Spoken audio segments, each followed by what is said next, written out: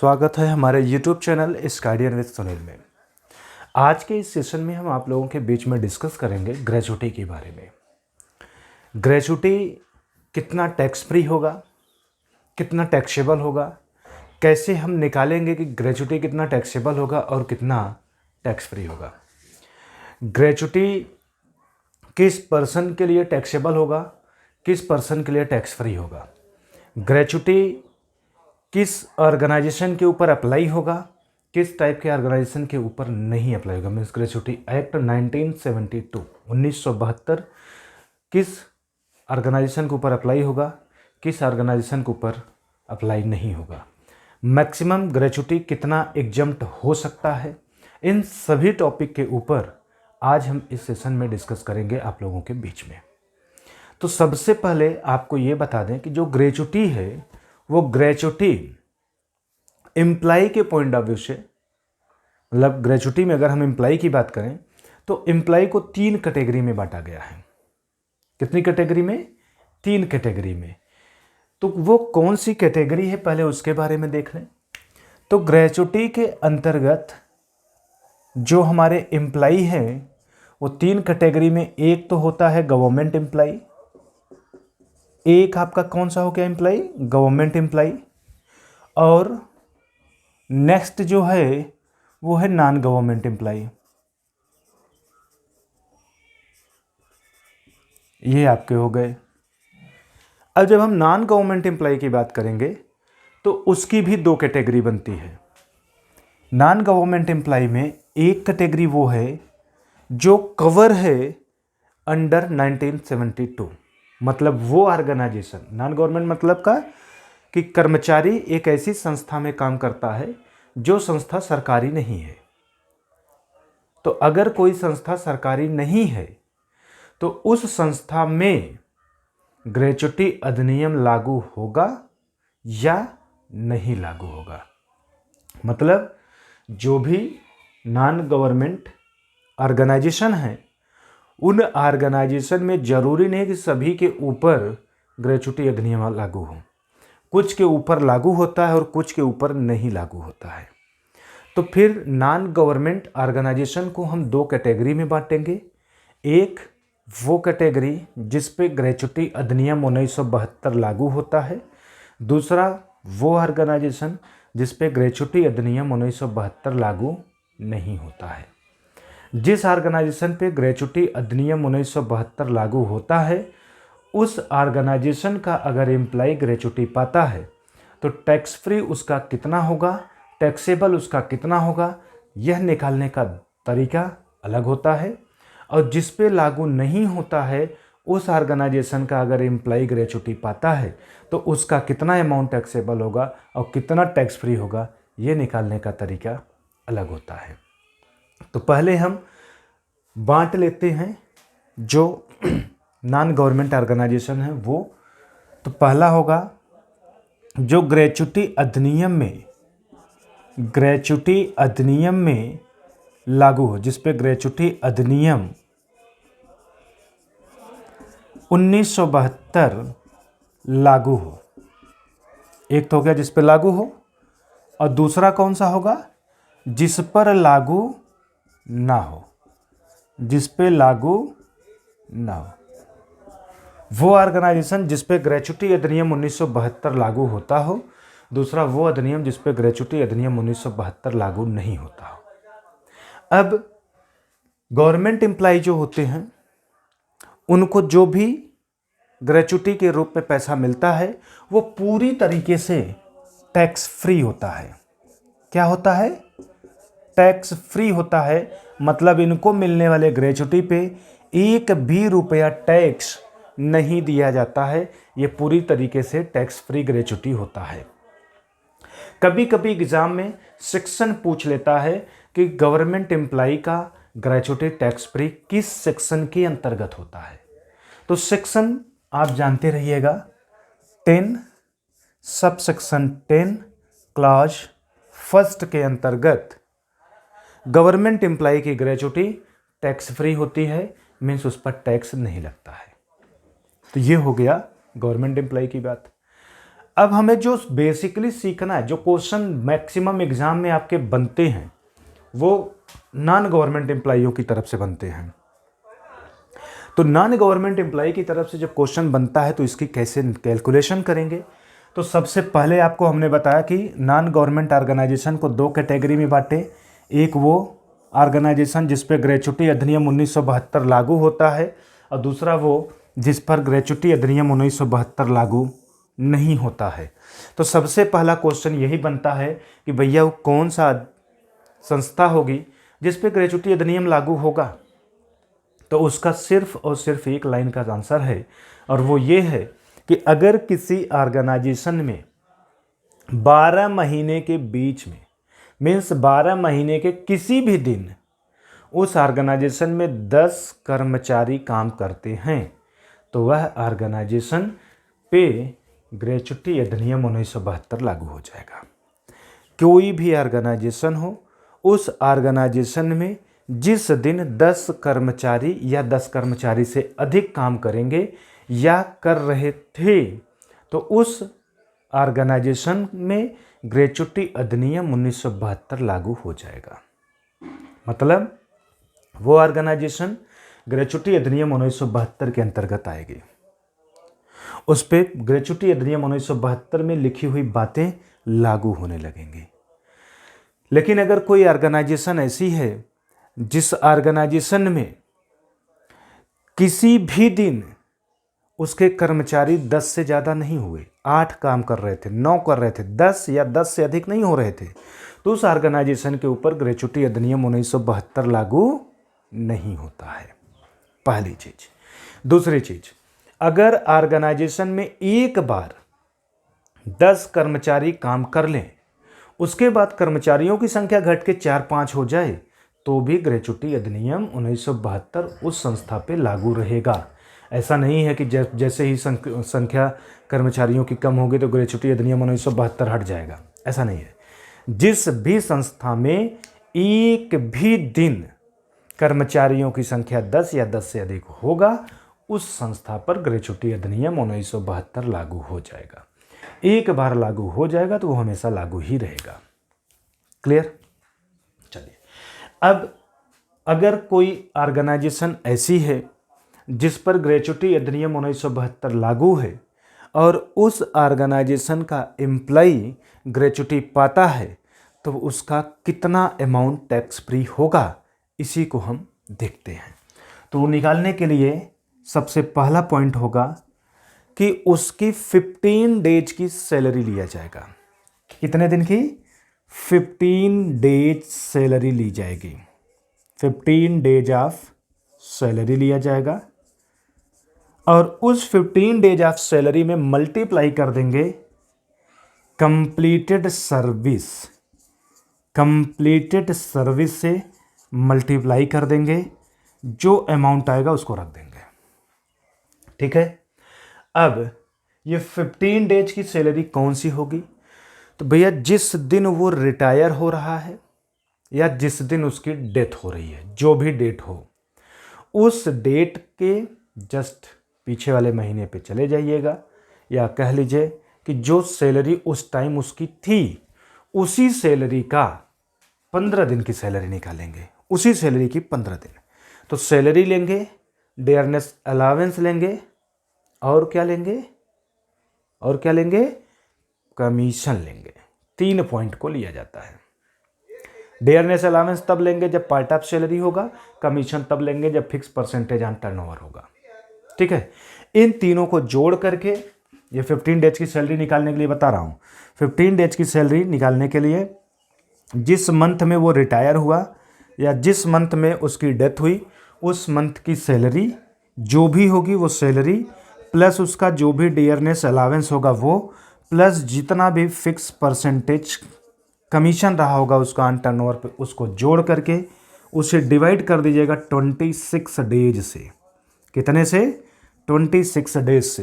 Question बनता है कि 26 डेज से क्यों डिवाइड करेंगे? तो 26 डेज से इसलिए डिवाइड करेंगे क्योंकि एक महीने में 4 संडे पड़ता है और 4 संडे हर पर्सन को छुट्टी के रूप में दिया जाता है।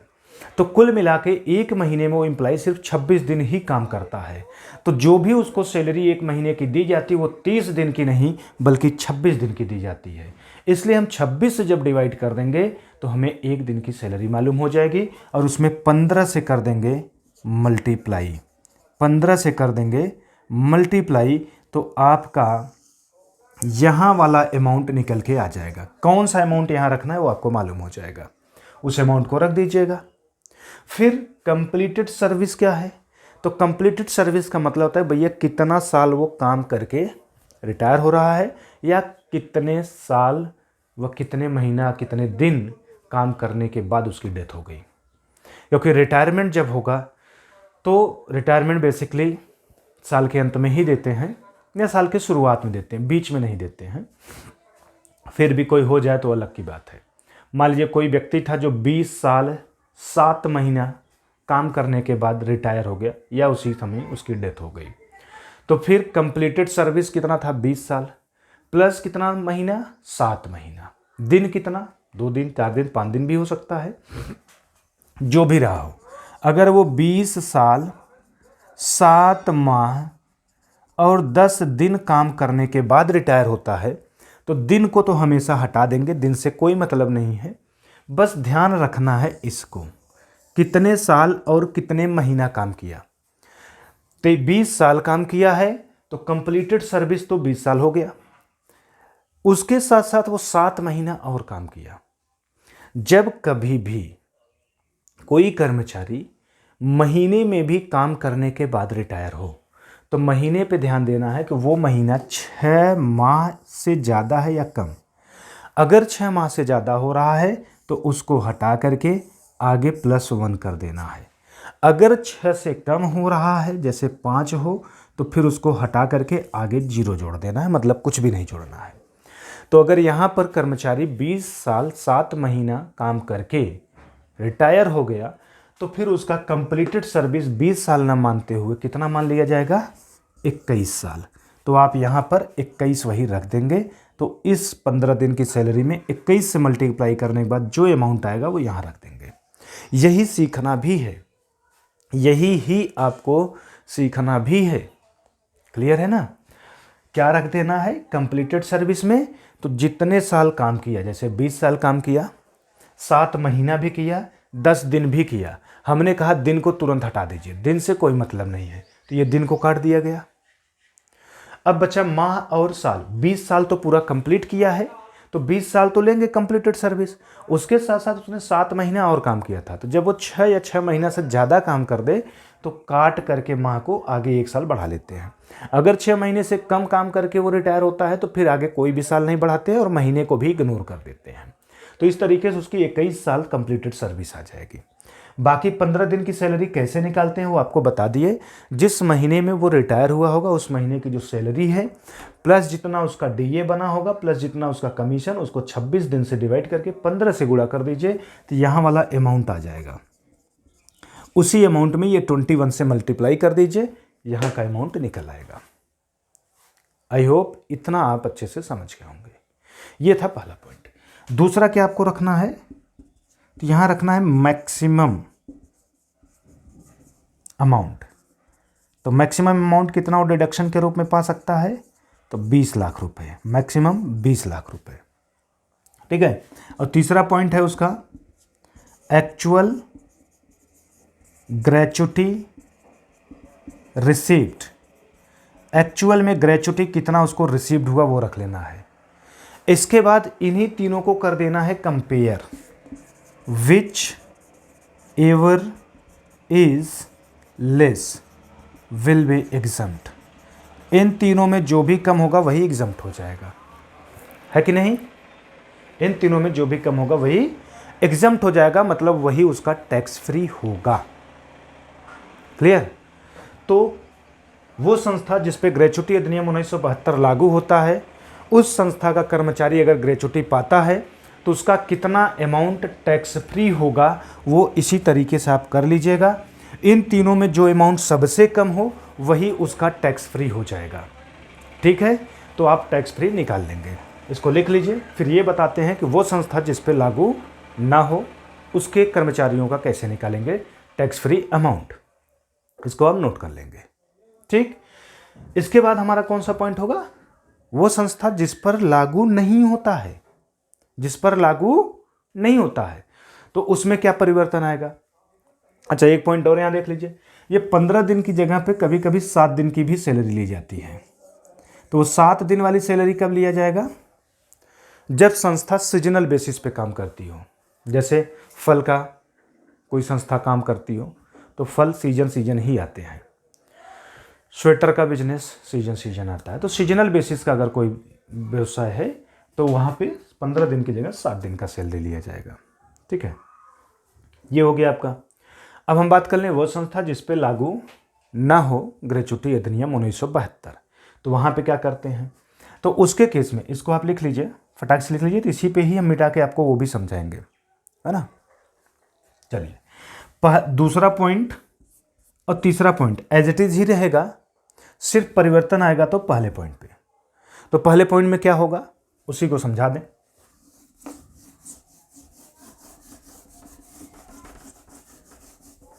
देखिए, अगर वो संस्था है जिस पर ग्रेच्युटी अधिनियम 1972 लागू नहीं होता है और उस संस्था का कर्मचारी रिटायर होता है और उसको ग्रेच्युटी मिलता है, और आपसे बोला गया कि बताइए कि उसका कितना ग्रेच्युटी टैक्स फ्री होगा, तो आप कैसे निकालेंगे।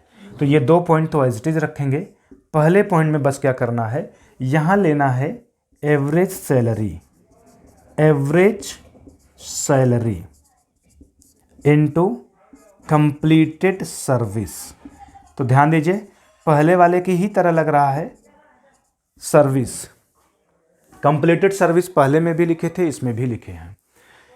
वहां पर 15 डेज सैलरी था, यहाँ 15 डेज की जगह क्या आ गया एवरेज सैलरी। अब ये एवरेज सैलरी कैसे आता है, तो पहले एवरेज सैलरी निकालना सिखा दें आपको। ठीक है,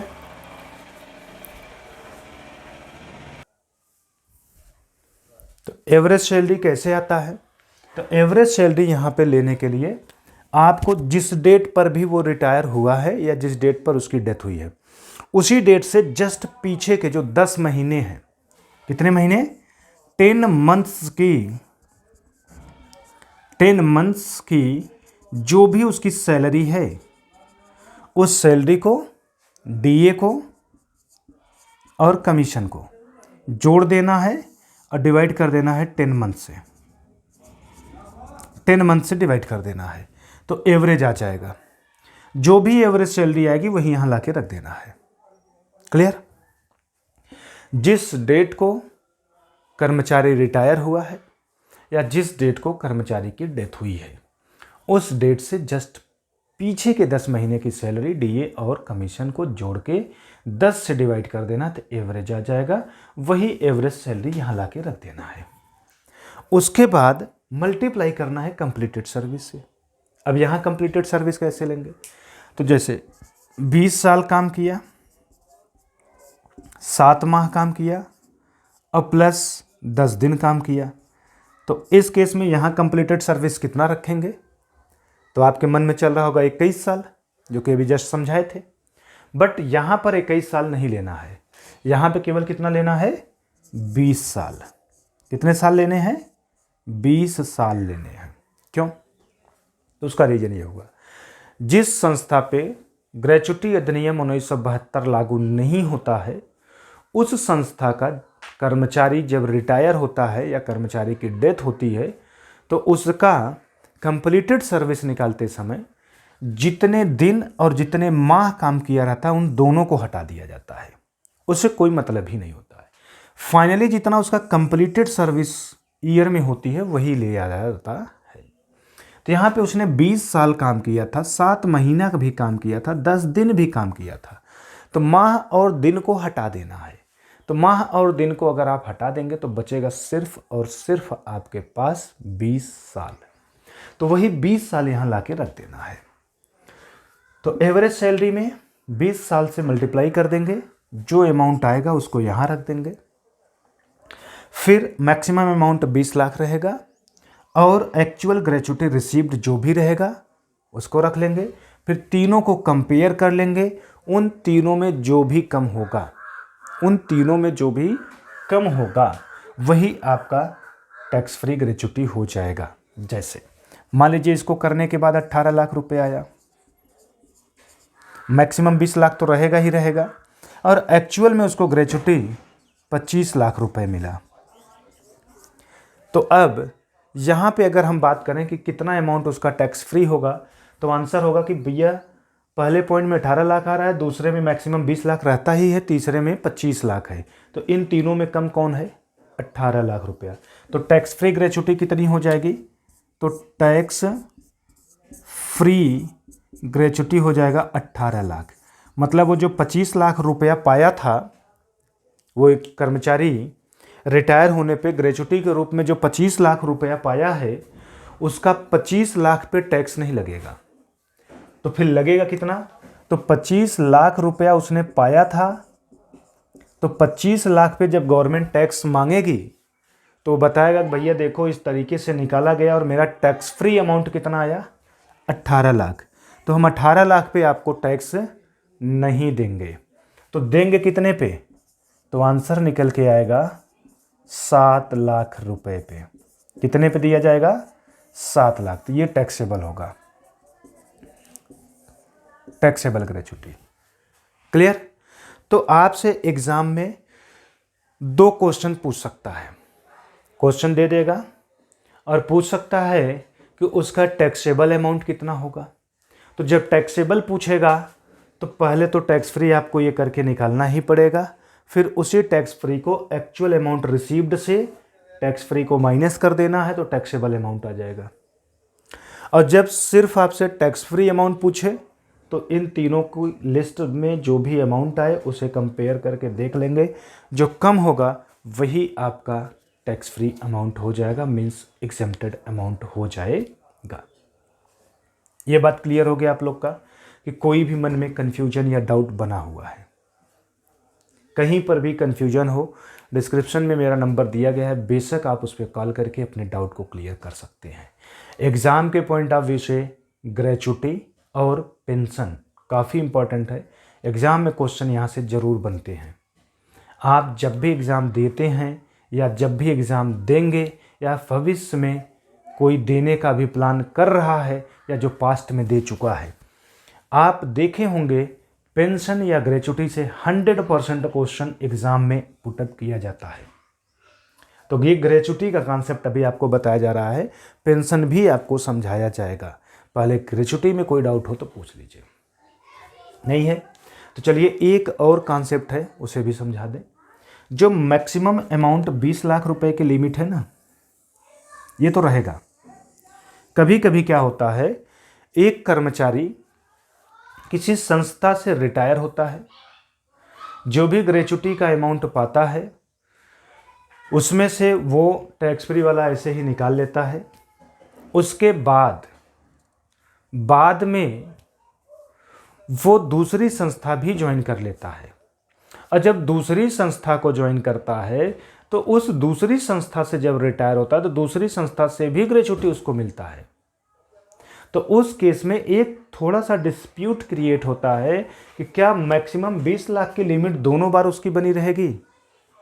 क्या मैक्सिमम लिमिट जो उसको मिलता है डिडक्शन का 20 लाख वाला, वो पहली बार भी 20 लाख रहेगा और दूसरी बार भी 20 लाख रहेगा? तो ये क्वेश्चन कभी कभी कंफ्यूज करने के लिए बन सकता है। तो ऐसे केस में आपको आंसर क्या देना है कि नहीं, जब वह कर्मचारी पहली संस्था से रिटायर हुआ था तो उस समय उसका कितना ग्रेच्युटी टैक्स फ्री होगा, ये निकालते समय मैक्सिमम लिमिट 20 लाख तो लिया जाएगा।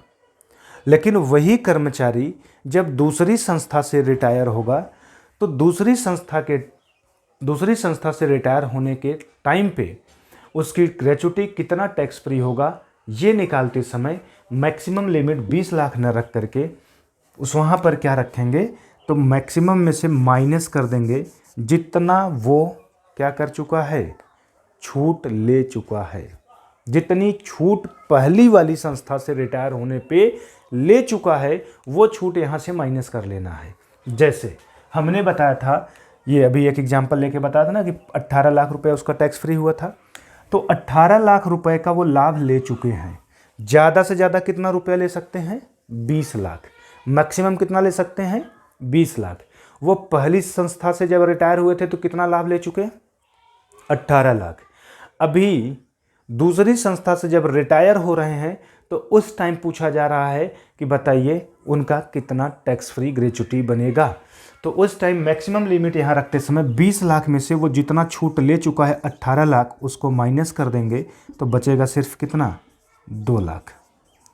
तो दूसरी संस्था से जब वो कर्मचारी रिटायर होगा तो उस टाइम जब उसकी टैक्स फ्री ग्रेच्युटी निकालेंगे तो सेकंड वाले पॉइंट में जो मैक्सिमम लिमिट उसकी रखी जाती है 20 लाख की, वहाँ 20 लाख में से जितना वो पहली संस्था से टैक्स फ्री अपनी ग्रेच्युटी करा चुका है उस अमाउंट को माइनस कर देंगे, जो बचेगा उतनी ही उसकी मैक्सिमम लिमिट होगी। तो मैक्सिमम लिमिट दूसरे केस में कितना बनेगा फिर? 2 लाख रुपया। तो इस तरीके का भी क्वेश्चन घुमा सकता है। क्या कर सकता है? घुमा सकता है कि नहीं? तो आई होप आप इसे भी आप आराम से कर ले जाएंगे अगर आपको एग्जाम में घुमाने का प्रयास करता है तो। अब देखिए भैया किस टाइप का और क्वेश्चन बनते हैं। जैसे ये भी कह सकता है कि section gratuity section 10 sub section 10 class 3 के अंतर्गत टैक्स फ्री मैक्सिमम कितना हो सकता है।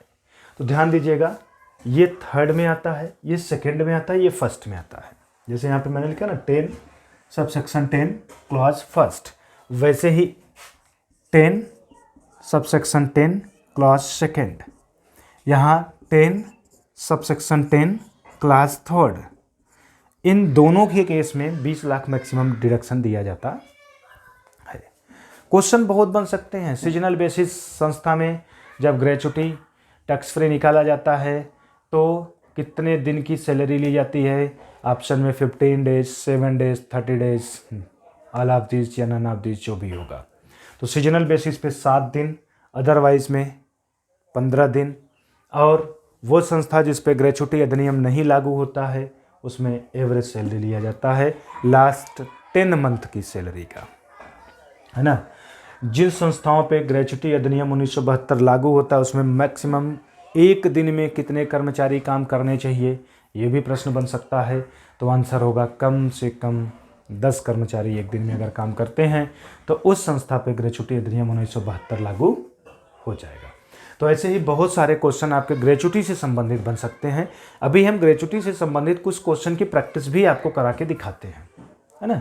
इसको आप पहले नोट कर लीजिए बेहतर तरीके से, और कोई कन्फ्यूजन बनता है तो पहले उस कन्फ्यूजन को पूछ लीजिए, फिर इसी ही पॉइंट से रिलेटेड कुछ 2, 4, 6 क्वेश्चन की भी प्रैक्टिस कर लेते हैं कि एग्जाम में किस तरीके का क्वेश्चन बनता है। ठीक, तो चलिए पहले इसको आप नोट करिए। और चैनल पे हमारे यदि आप अभी नए हैं, अभी तक चैनल नहीं सब्सक्राइब किए हैं, तो हम आपसे रिक्वेस्ट करेंगे कि हमारे चैनल को सब्सक्राइब जरूर करिएगा। पर सब्सक्राइब तभी करिएगा जब आपको हमारे द्वारा पढ़ाई गई बातें समझ में आ रही हो। अगर आपको हमारे थ्रू पढ़ाई गई बातें समझ में आ रही है, आपको लगता है कि हम आपको बेहतर तरीके से समझा रहे हैं, आपको किसी भी प्रकार का कोई डाउट नहीं बन पा रहा है, अच्छा लग रहा है हमारा सेशन, तो प्लीज़ आप ज़रूर चैनल को सब्सक्राइब करिएगा और बेल आइकन को प्रेस करिएगा, जिससे हम जो भी वीडियो अपलोड करें उसका नोटिफिकेशन आपको मिलता रहे। ठीक है, तो इतना आप कर लीजिए। बाकी फिर मैं कंटिन्यू करता हूँ आगे सेशन को, कुछ इम्पोर्टेंट क्वेश्चन को लेकर के जो आपके एग्ज़ाम में आते हैं, जिसे नोट कर लीजिए।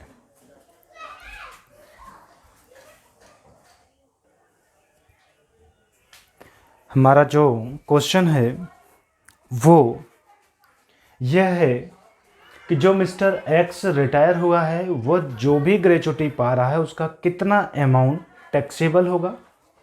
पहले में करयोग ग्रेच्युटी क्या होगा एक बताना है। दूसरा आपसे पूछा गया है कि मिस्टर एक्स जब रिटायर हो रहा है तो उसकी कितनी ग्रेच्युटी करमुक्त होगी। यही 2 प्रश्न आपसे इस क्वेश्चन में किया गया है।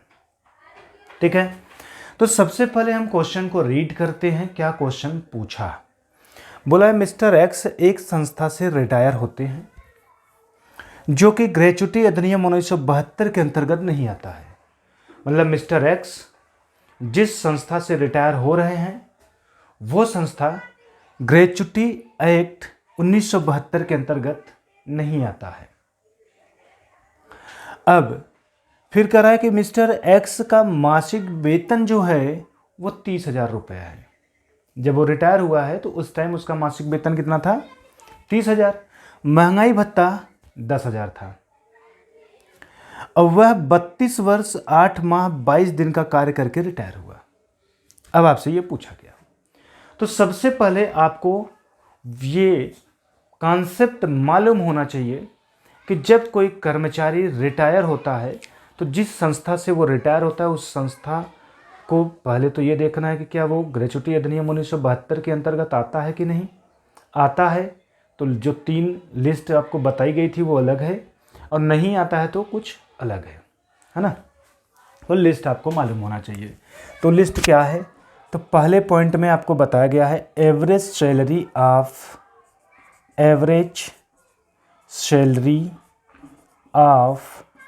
लास्ट 10 मंथ की एवरेज सैलरी लेना है, इनटू कर देना है किससे? कंप्लीटेड सर्विस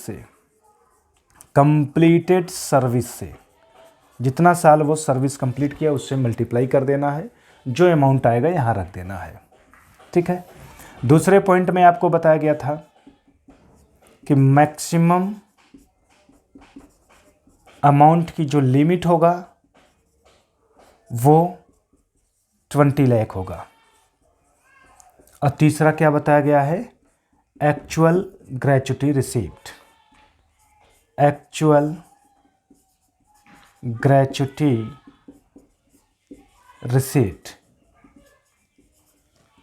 में जो भी रिसीव करेगा। इस क्वेश्चन में देखेंगे तो अभी ये नहीं बताया गया है कि कितना ग्रेच्युटी वो रिसीव किया, तो लिख लेते हैं वो ग्रेच्युटी जो है 25 लाख रुपया रिसीव किया है। मिस्टर एक्स जो रिटायर हुआ है वो 25 लाख रुपये ग्रेच्युटी प्राप्त किया है। 25 लाख रुपया ग्रेच्युटी प्राप्त किया है। तो एक्चुअल ग्रेच्युटी रिसीव्ड में कितना रख देंगे? 25 लाख। ये हो गया। अब पहला पॉइंट हमें निकालना है। पहले पॉइंट में क्या करना है? Average salary of last 10 month, पिछले 10 महीने की एवरेज सैलरी लेना है। तो यहां पर मिस्टर एक्स जिस डेट को रिटायर हुए, डेट नहीं दिया है, सिर्फ बोला है कि रिटायर हुआ, तो हम ये कहेंगे कि मिस्टर एक्स जब रिटायर हुए हैं तो उस टाइम उसकी सैलरी कितनी थी? 30,000, और उसका डीए कितना है? 10,000। तो हम 30,000 रुपये उसकी सैलरी ले लेंगे और 10,000 उसका डीए ले लेंगे। कितने महीने का? 10 महीने का।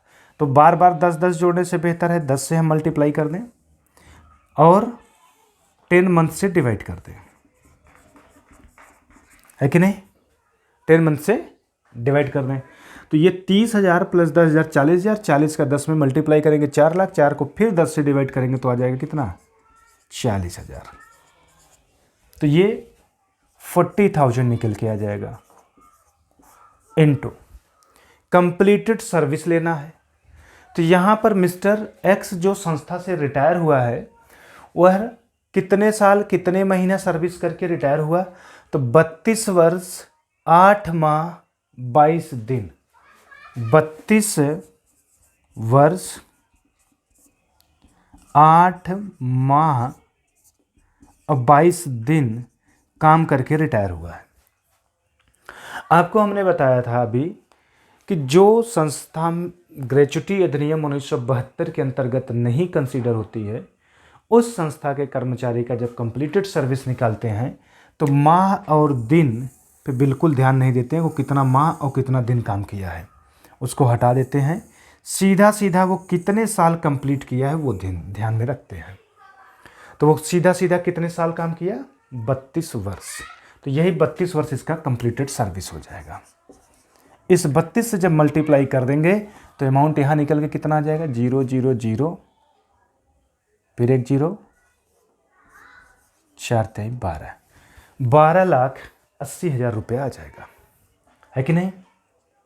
12,80,000 रुपया। अब इन तीनों में जो भी कम होगा वही आपका टैक्स फ्री होता है। Which ever is less will be exempt. जो भी तीनों में कम है वही टैक्स फ्री होगा। तो इन तीनों में कौन कम है? तो 12,80,000 रुपया। प्रश्न में क्या पूछा है? उसका करमुक्त ग्रेच्युटी क्या होगा? तो पहले का आंसर क्या बनेगा? 12,80,000 रुपया, ये आंसर हो गया। दूसरा क्या पूछा है? उसका करयोग ग्रेच्युटी क्या होगा? करयोग का मतलब कि मिस्टर एक्स जब संस्था से रिटायर हुआ तो मिस्टर एक्स को 25 लाख रुपया मिला, गवर्नमेंट ने 25 लाख रुपए पे उसे टैक्स मांगा, तो वो 25 लाख पे टैक्स नहीं जमा करेगा। उसका टैक्स कितने पे लगेगा? टैक्सेबल अमाउंट उसका ग्रेच्युटी का कितना बनेगा?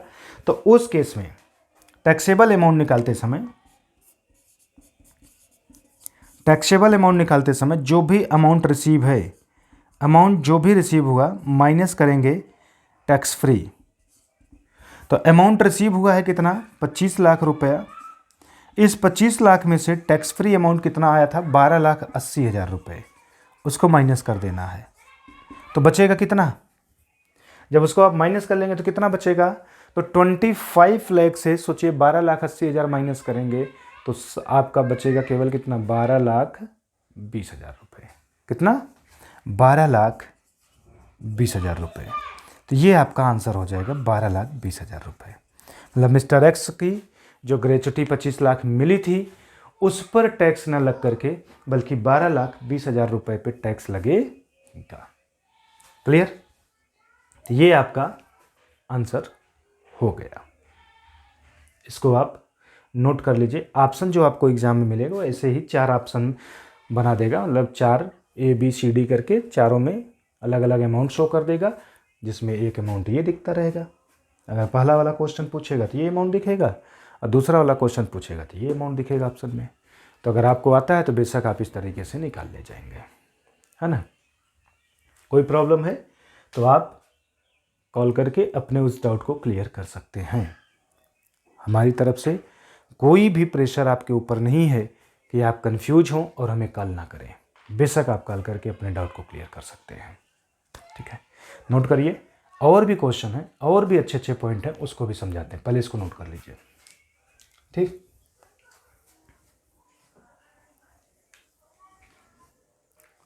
चलिए अब मान लीजिए इसी क्वेश्चन को अगर इस तरीके से बोला होता कि मिस्टर एक्स इसके पहले एक संस्था में कार्यरत थे और वहाँ से वो जब रिटायर हुए थे तो उनको 10 लाख रुपए की ग्रेच्युटी करमुक्त कराई गई थी।